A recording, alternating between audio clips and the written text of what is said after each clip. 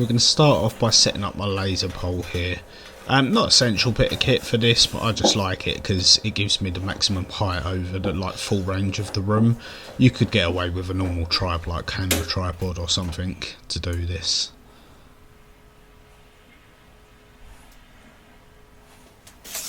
Once we've got our lines set, I can actually start masking out. Now this is purely just for the customer's benefit, just so I can show them the size of the boxes, even though I've explained to them the sizes and that. You know, you could draw it on the wall, I suppose, but I just find this way it's nice and easy to remove, and they get an idea of what they get, plus it covers me, you know.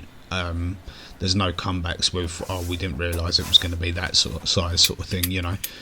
Once we've done that and we've okayed it with the customer and we're all happy, we can start cutting some wood. So I'm going to set up my little portable workbench here. If you haven't seen my video on this, I'll put a card in the top right hand corner now. It's just a nice little easy flat packable workbench to carry around from job to job. Then we can set up the miter saw, which is going to be our main tool for doing this really. You don't need a hell of a lot for this. I would recommend using a miter saw for this rather than trying to cut it by hand, because it'll be a lot more accurate.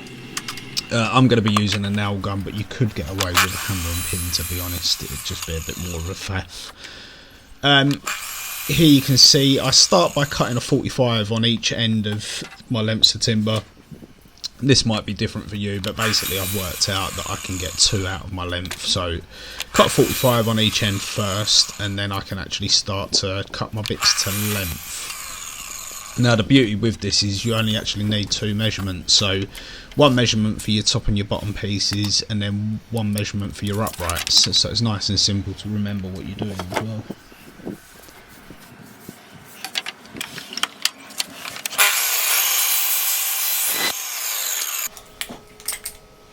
Okay, so now we're going to start attaching what I'm going to call a dado rail in this. It's technically not a dado rail because it's too high up, but for ease of the video and simplicity, we're just going to call it a dado rail for this.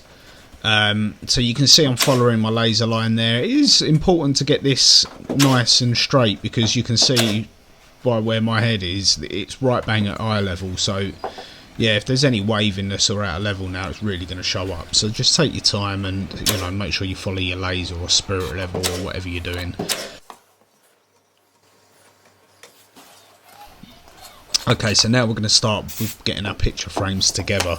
I like to put the frames together on the floor like this. Just makes it a lot easier when you come to fixing them. So you can see me dragging it around on that bit of MDF there. It's just purely so I don't glue it to that bit of MDF. But yeah, like I said, I'll go ahead and I'll get all these put together, and then I'll just stand them in place. Even though that miter mate or miter bond, whatever you want to call it, goes off in about 10-15 seconds, I like to give it 10 to 15 minutes just to make sure it has fully cured. And here you can see me just gluing the back. I do the same on all the frames. And then I can start fixing them on. So I start with fixing my top rails, if you like, on all in line, and then I can reposition that laser. I use the laser for the whole thing, and I'd suggest you do the same, just purely because if there's any distortion in that timber or whatever, you can use the laser to find that and correct it. Important thing to remember here is just see where your sockets are located. You don't want to put any nails on the horizontals or the verticals in line with them sockets, because you could have cables travelling in any direction from there.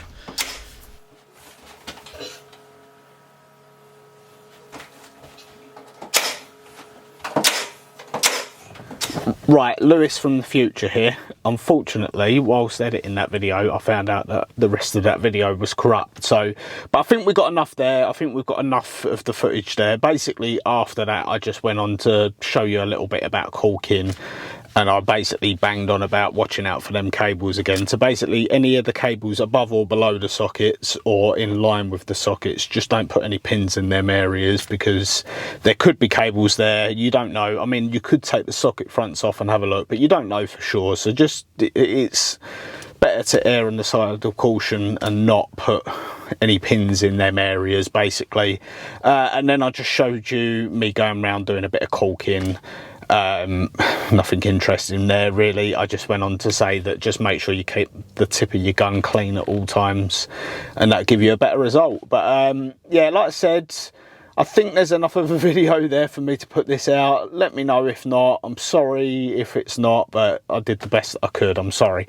But yeah, I'm going to leave it there, guys. I want to thank you guys for watching along. If you've got anything from this video, please hit that little like button. It really helps me get these videos out.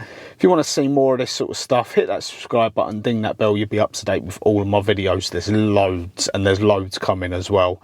But yeah, I'm going to leave it there, guys. Thanks for watching, and I'll see you on the next one. Cheers.